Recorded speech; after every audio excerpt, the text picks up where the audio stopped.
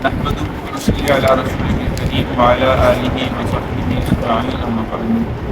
أعوذ بالله من الشيطان الرجيم بسم الله الرحمن الرحيم إن الذين يكفرون بآيات الله بے شک وہ لوگ جو اللہ کی آیات کا انکار کرنے والے ہیں وَيَقْتُلُونَ النَّبِيِّينَ بِغَيْرِ حق اور نبیوں کو بغیر حق کے یعنی ناحق قتل کرتے ہیں وَيَقْتُلُونَ الَّذِينَ يَأْمُرُونَ بِالْقِسْطِ مِنَ النَّاسِ اور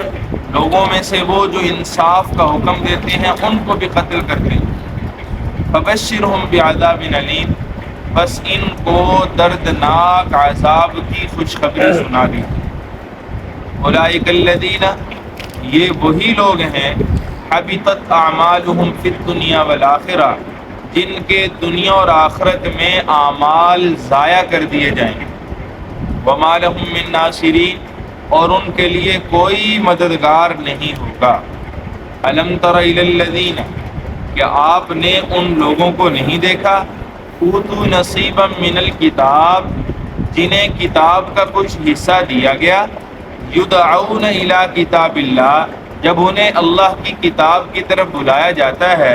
لیحکم بینہم کہ وہ ان کے درمیان اس کے مطابق فیصلہ کریں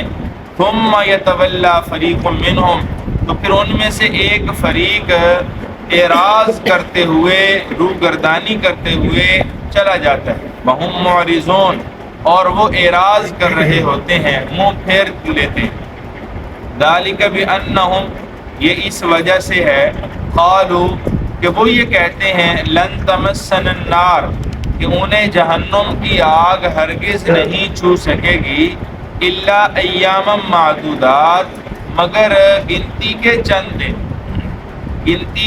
چند دنوں کے علاوہ جہنم کی آگ انہیں نہیں چھو سکے گی وغرہم فی دینہم ما کانوا یفترون اور دھوکہ دیا ان کو ان کے دین کے بارے میں ان باتوں نے جن کے بارے میں وہ جھوٹ باندھا کرتے تھے افترا کیا کرتے تھے یفترون کا معنی ہوتا ہے جھوٹ باندھنا اپنی طرف سے کوئی بات جھوٹی موٹی بنا کر اس کا وہ نظریے کے طور پہ عقیدے کے طور پہ بنا لینا قائم کر لینا فَكَيْفَ إِذَا جَمَعْنَاهُمْ لِيَوْمٍ لَا رَيْبَ فِيهِ بس کیا حالت ہوگی ان کی اذا جمعناہم جب ان کو جمع کریں گے اللہ تعالی لیومن ایک ایسے دن کے اندر لا ریب فیہ جس دن کے اندر کوئی شک نہیں ہے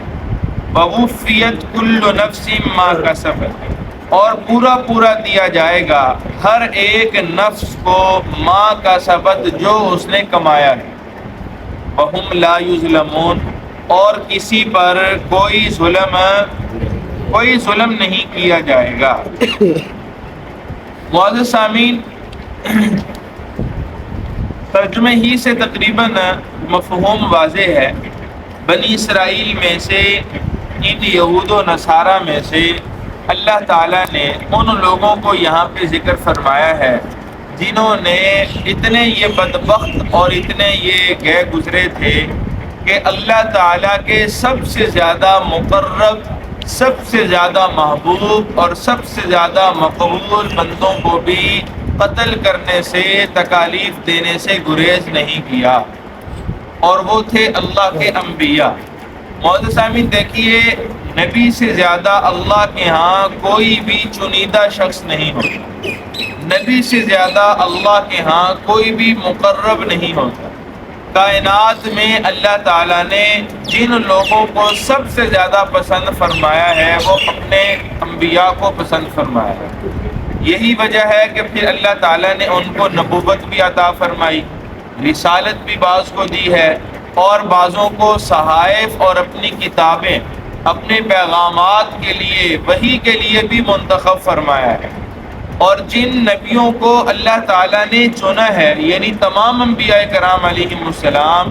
پھر اللہ تعالیٰ نے انہیں ایک خاص مقام عصمت بھی عطا فرمائی عصمت کہا جاتا ہے کہ پھر انہیں پیدا ہونے سے لے کر ان کے مرنے تک گناہ سے محفوظ رکھا ہے، یعنی ان سے زندگی میں کوئی گناہ بھی نہیں ہونے دی۔ یہ ایک ایسا مقام ہے، یہ ایک ایسی چیز ہے، یہ ایک ایسا درجہ ہے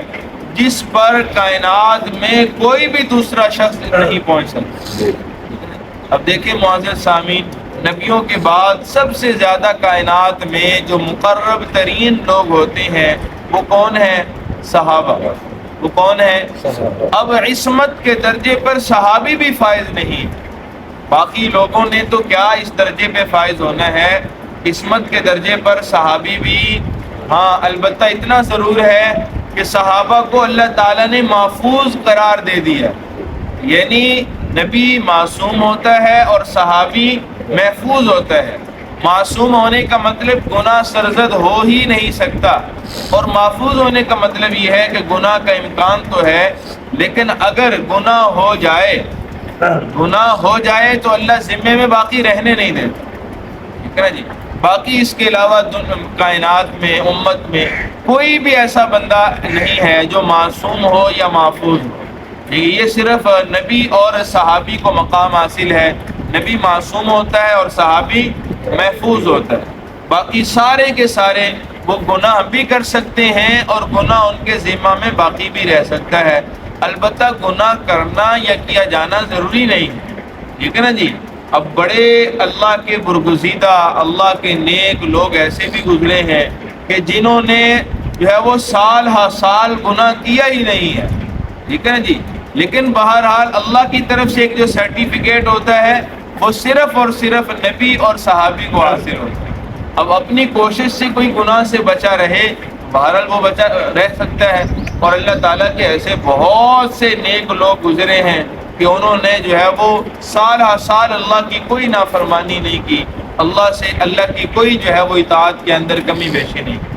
تو وہ بھی بہت مقرب اور بہت مبارک لوگ ہوتے ہیں جن کو اولیاء، اللہ کے نیک بندے، صلحاء، اتقیاء، زہداء اور جو ہے وہ اللہ کے محبوب لوگ کہا جاتا ہے، دوست کہا جاتا ہے۔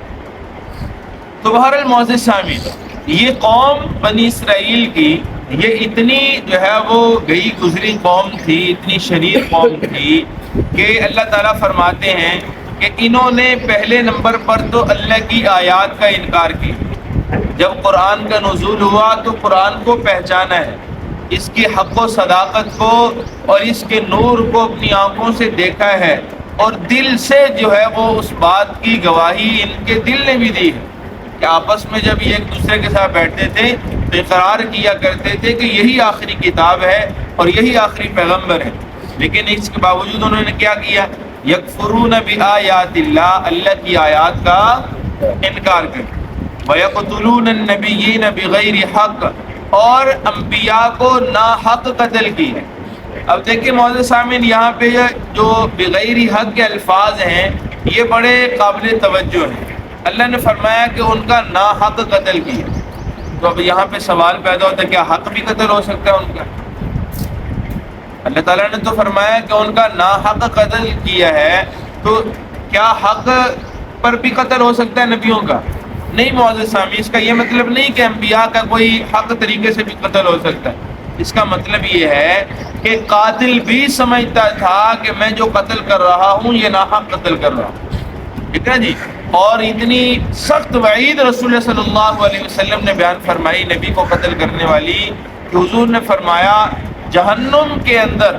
کل قیامت کے دن انسانیت میں سے جو سب سے سخت ترین عذاب ہوگا وہ دو آدمیوں کو ہوگا،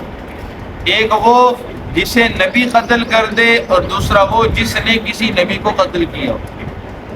یعنی نبی کا قاتل وہ بھی سب سے سخت عذاب پائے گا، اور نبی کا مقتول، نبی کے ہاتھوں اگر کوئی قتل ہو گیا تو وہ بھی سخت ترین سزا پائے گا۔ اب یہاں ایک مزید جو ہے وہ آگے قابل توجہ بات یہ ہے کہ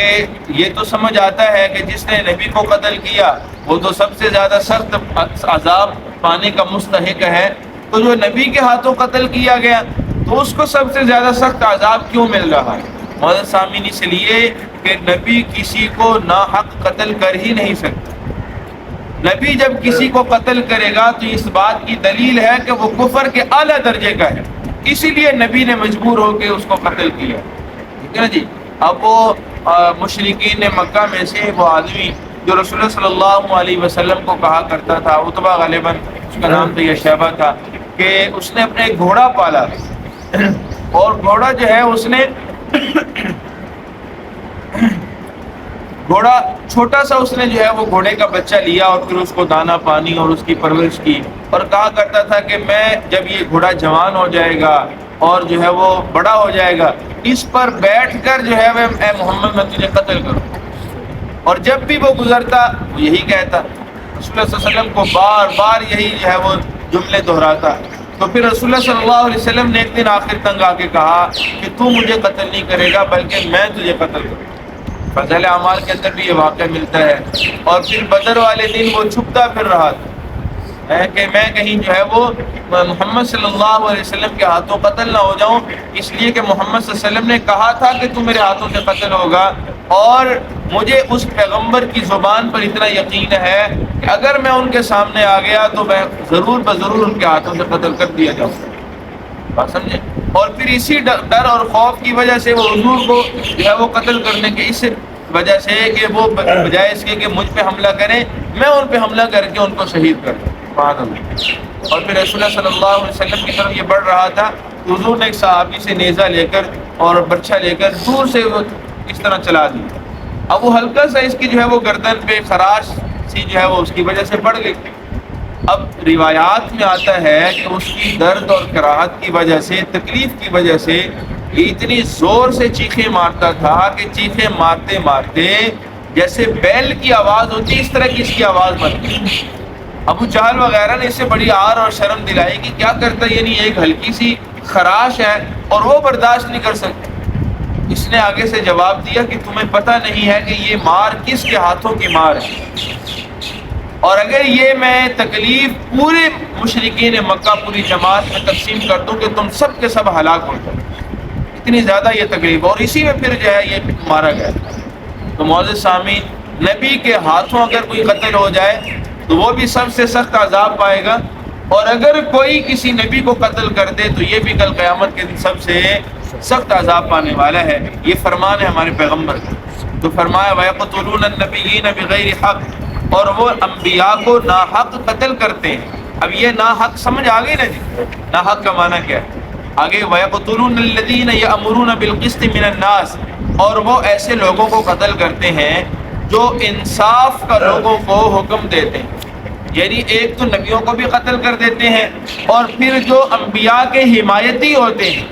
انبیاء کا پیغام آگے لے کر چلنے والے، امر بالمعروف اور نہی عن المنکر کرنے والے، یہ ان لوگوں کو بھی قتل کرنے سے گریز نہیں کرتے۔ فرمایا فبشرہم بعذاب الیم، ایسے لوگوں کو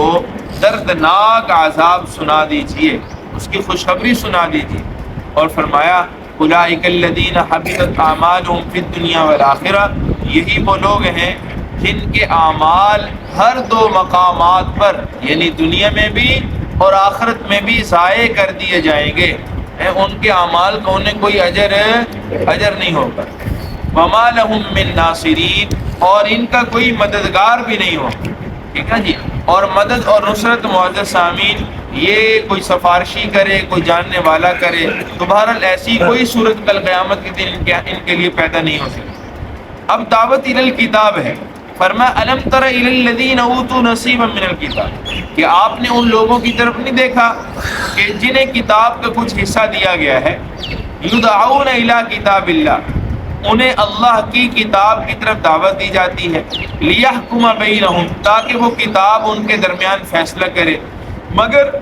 وہ اس دعوت کو قبول کرنے کی بجائے ثم یتولی فریق منہم، ان میں سے ایک گروہ، ایک فریق اور روگردانی کرنے لگتا ہے، وہم معرضون، اور وہ اعراض کرنے لگتا ہے، یعنی معزز سامعین یہ ہٹ دھرمی کرتے ہوئے، ضد اور عناد کرتے ہوئے اس کتاب سے کیا کرتے ہیں، روگردانی اور اعراض کرنے لگ جاتے ہیں۔ تو بہرحال اس سے مراد اہل کتاب ہیں کہ اہل کتاب کو اللہ تعالیٰ نے کتاب کا ایک حصہ عطا فرما رکھا تھا، تو انہوں نے اس حصے کی تعمیل نہیں کی، بلکہ اس حصے کے اندر جو کچھ بھی نبی رحمت صلی اللہ علیہ وسلم سے متعلق تھا، جو قرآن سے متعلق تھا، آپ صلی اللہ علیہ وسلم کی بشارتیں تھیں، آپ صلی اللہ علیہ وسلم کی علامات تھیں، ان تمام چیزوں سے انہوں نے گویا کہ روگردانی کی۔ ذالک بانہم قالوا لن تمسنا النار الا ایاما معدودات، اور فرمایا کہ ان کا شفاعت کے متعلق ایک غلط عقیدہ ہے، شفاعت کے متعلق ایک ان کا نظریہ ہے جو غلط ہے، بے بنیاد ہے۔ اب اللہ نے اس آیت مبارکہ میں اس کی تردید فرمائی، فرمایا کہ یہ اس وجہ سے یہ سب کر رہے ہیں کہ ان کا کہنا یہ ہے لن تمسنا النار الا ایام معدودات، ہمیں دوزخ کی آگ سوائے گنتی کے چند دن کے زیادہ نہیں چھو سکتی۔ تو اس کا معزز سامعین، انہوں نے کیا کہا؟ جو یہود تھے وہ تو یہ کہتے تھے کہ ابراہیم علیہ السلام جہنم کے دروازے پہ کھڑے ہوئے ہوں گے، اور جن یہودیوں کو اللہ تعالیٰ جہنم میں بھیجنے کا فیصلہ فرمائیں گے، ابراہیم علیہ السلام ان کا ہاتھ پکڑ کر دوبارہ جنت میں لے گئے، ایک نظریہ۔ دوسرا یہ کہتے تھے کہ اگر ابراہیم علیہ السلام وہاں پہ بعض یہودیوں کو نہ بھی روک سکے اور وہ جہنم میں چلے بھی گئے تو وہ گنتی کے چند دن کے علاوہ وہاں نہیں رہ سکیں۔ ٹھیک ہے، اب یہ ایام معدودات سے کیا مراد ہے؟ اس میں بھی آگے ان کے بہت سے نظریات تھے، ٹھیک ہے، ہر فرقے اور ہر مسئلے کا الگ نظریہ۔ یہودیوں کے جو فرقے تھے، کچھ تو کہتے تھے کہ جتنے دن ہمارے بڑوں نے بچڑے کی پوجا کی تھی صرف اتنے دن رہیں گے۔ اب بچڑے کی پوجا کتنے دن کی گئی تھی؟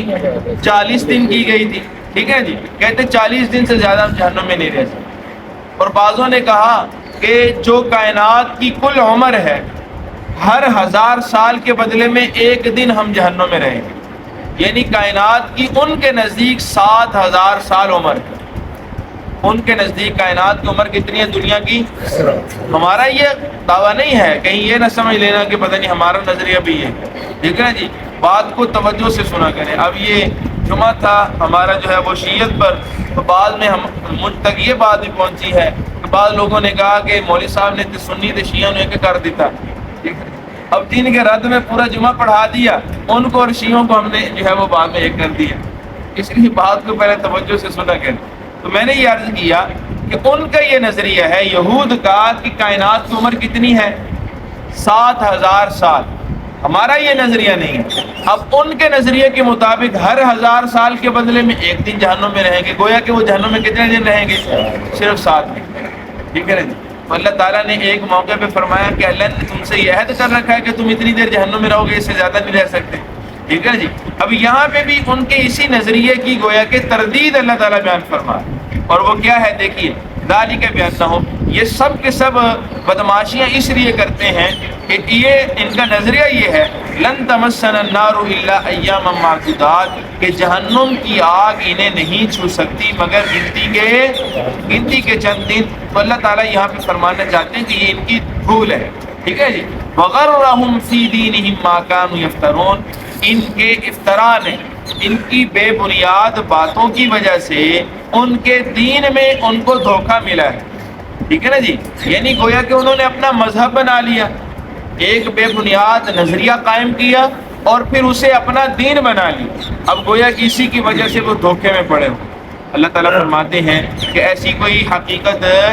فَكَيْفَ إِذَا جَمَعْنَاهُمْ لِيَوْمٍ لَا رَيْبَ فِيهِ، کیا حالت ہوگی اس دن ان کی جس دن میں اللہ تعالیٰ ان کو کیا کریں گے؟ جمع فرمائیں گے، ایسا دن کہ جس دن کے بارے میں کوئی شک شبہ نہیں ہے۔ وَوُفِّيَتْ كُلُّ نَفْسٍ مَا كَسَبَتْ، اس دن ہر ایک نفس کو